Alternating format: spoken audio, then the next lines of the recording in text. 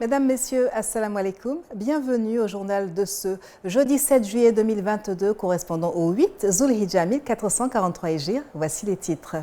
Hajj 2022, la commission d'organisation tient au bien-être des pèlerins ivoiriens. Les membres de la commission santé se sont réunis récemment pour dégager les voies et moyens nécessaires à une meilleure prise en charge sanitaire des invités d'Allah le long du circuit du Hajj. À l'approche de la fête de Tabaski, la commune de Trècheville se dote d'un parc à bétail. Il est situé en plein cœur du marché de Belleville. Reportage à suivre dans ce journal. Et puis l'actualité internationale nous mènera en Guinée. 17 policiers ont été blessés après de violentes manifestations spontanées mardi et mercredi à Conakry. Vous faites bien de vous informer sur Al Bayan. Tout de suite, les infos du Hajj.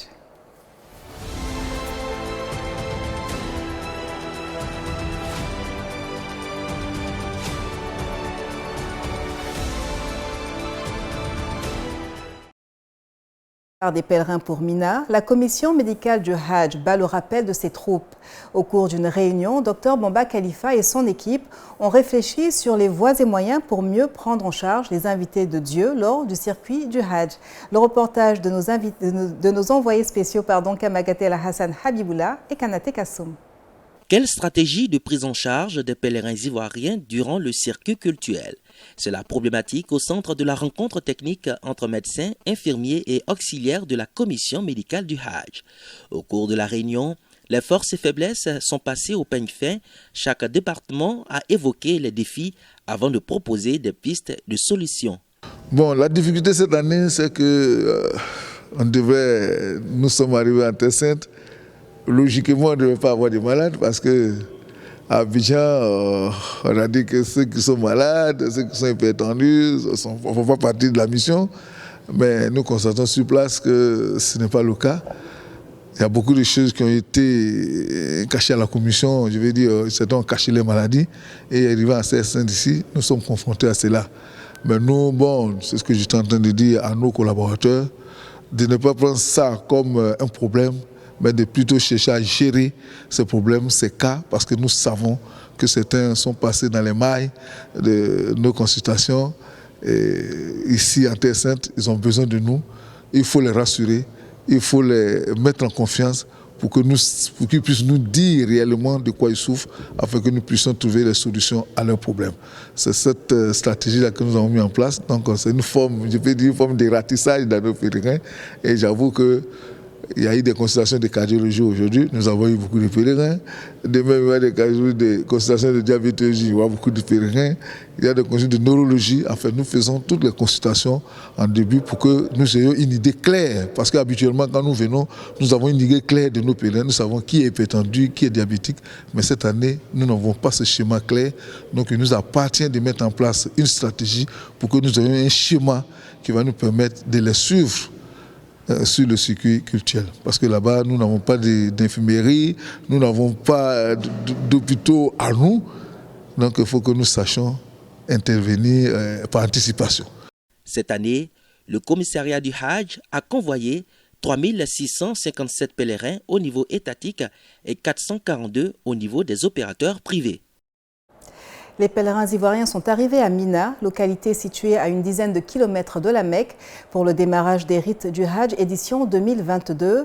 Fort de 4099 pèlerins, le contingent ivoirien y a campé le temps d'une journée avant de mettre le cap sur Arafat, dont la station aura lieu, Inch'Allah, ce vendredi. Suivant les précisions de nos envoyés spéciaux, Kanate Kassoum et Kamagaté Al-Hassan Habiboula. Les pèlerins ivoiriens ont été transportés par vagues de la Mecque à Mina. Localité située à une dizaine de kilomètres de la Terre Sainte, Mina est une ville éphémère qui dure le temps du grand pèlerinage. Ici, des tentes et chapiteaux à perte de vue ont été dressés pour abriter les invités d'Allah. Chacun se contente d'un petit matelas. Chaque pavillon est identifié selon les départements de Côte d'Ivoire. Mina, il y a 2 bureaux qui sont en charge du logement, sinon de l'accueil des pèlerins ivoiriens. Le bureau 23 qui accueille le premier vol jusqu'au 5e vol. Le bureau 24 accueille le vol 6, 7, 8 et tous les réguliers. Voilà, donc les 2 bureaux sont éclatés, ils ne sont pas ensemble cette année Les années précédentes, les deux bureaux sont collés. Mais cette année, le souci qui est là est que les deux bureaux ne sont pas ensemble, ne sont pas côte à côte. Ils sont un peu éloignés l'un à l'autre. Mais tout cela ne pose pas de problème. Nous avons accueilli pratiquement tous les pèlerins ivoiriens. Ils sont tous logés. Les commodités ont été améliorées sur les deux sites. La radio Mina a été mise en place afin de transmettre à temps réel les informations. Les pèlerins quitteront cette nuit Mina pour Arafat, où la station est prévue ce vendredi dans l'après-midi. Voilà, et c'est tout pour les infos du Hajj de ce jour.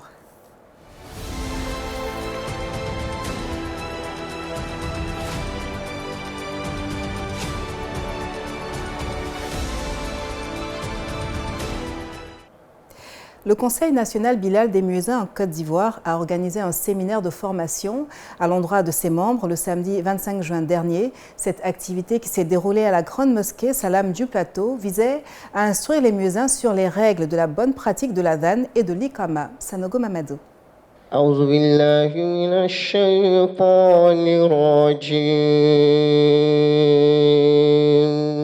C'est avec ces bénédictions que s'est ouvert le séminaire de formation du Conseil national Bilal des muezzins de Côte d'Ivoire, CNBMCI. Une rencontre initiée pour renforcer les capacités des membres de cette organisation. À l'instar du premier séminaire, celui-ci se déroulera en 2 étapes, dont la première portera sur le renforcement des connaissances sur la maîtrise de l'adhan et de l'Iqama.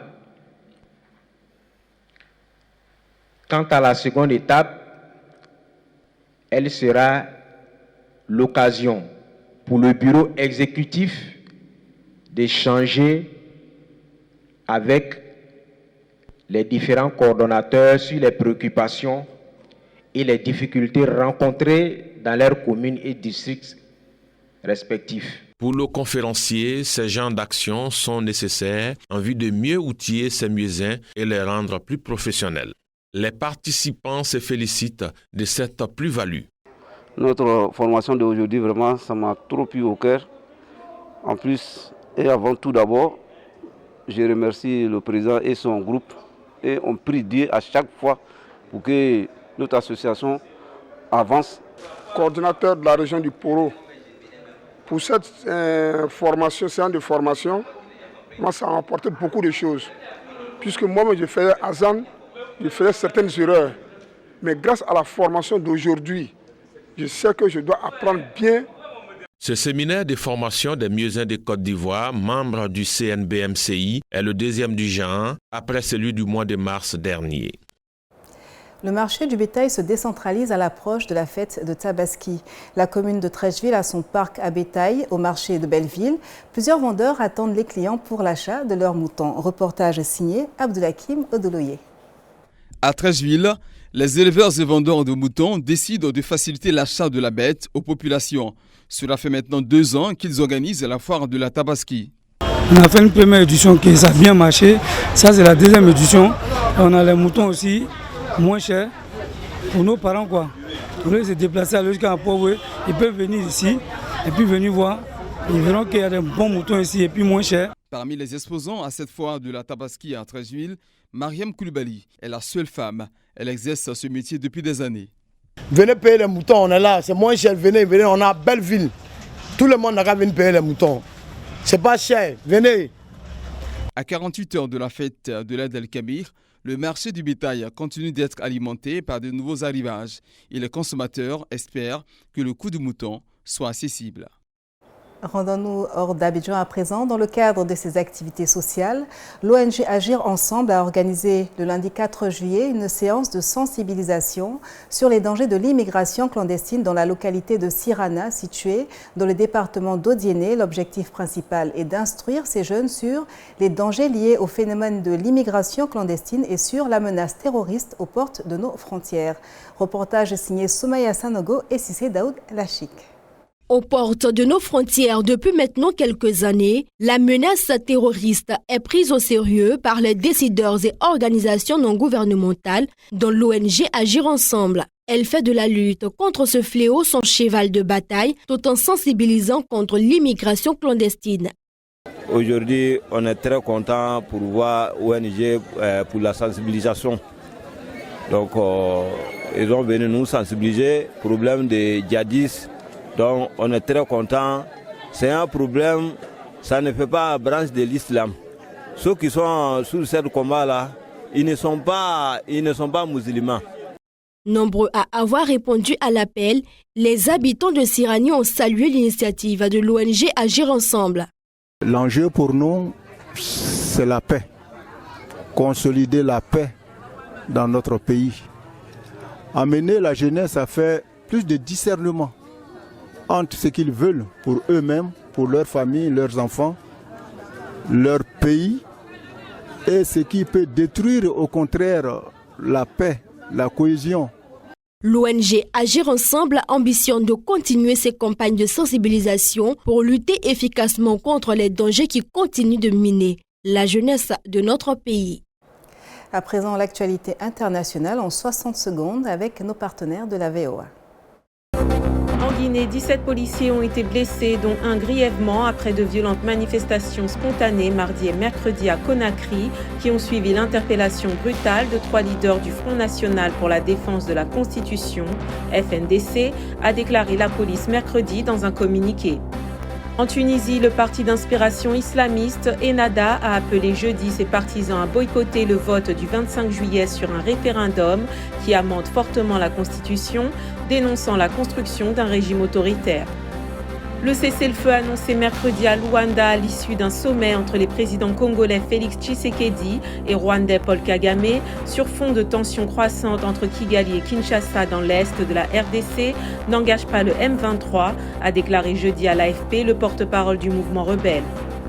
Au Soudan, les groupes pro-démocratie ont annoncé jeudi former un conseil révolutionnaire contre le général Abdel Fattah al-Burhan, refusant son offre de gouvernement civil, alors que les manifestants maintiennent leur sit-in pour réclamer le départ du chef militaire. Ce journal est terminé. Merci de l'avoir suivi. Merci également à toute l'équipe qui l'a préparé. Ne manquez surtout pas le plateau spécial Arafat, Inch'Allah, demain dès 7h sur nos antennes. Vous aurez la retransmission en direct du sermon suivi du décryptage avec nos invités. Bonne fin de soirée. Wassalamu alaikum wa rahmatullahi ta'ala wa barakatuhu.